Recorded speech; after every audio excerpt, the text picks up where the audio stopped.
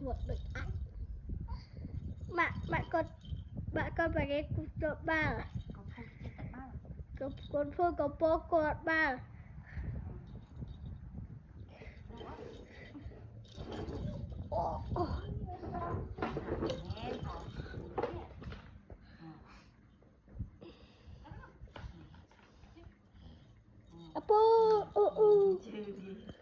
Trong cái mặt đời bột. Hello vị phu mạ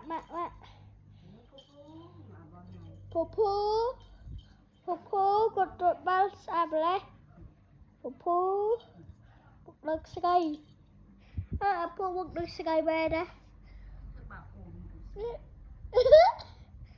đợt cây vô à trộn bàn trộn bàn trộn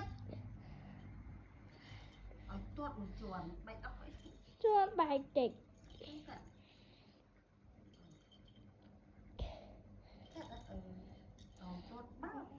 anh trộn ba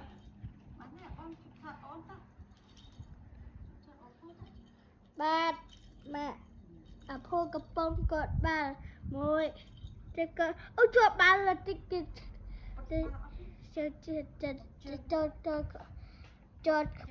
cho đơn thì là bay cho bay cái tạch ok vui bị bơi tròn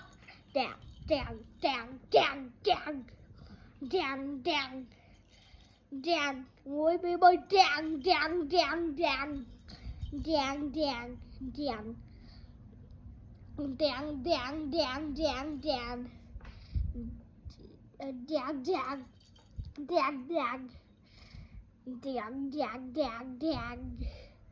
trộn ba là chui là đàn Bạn ơi ạ bông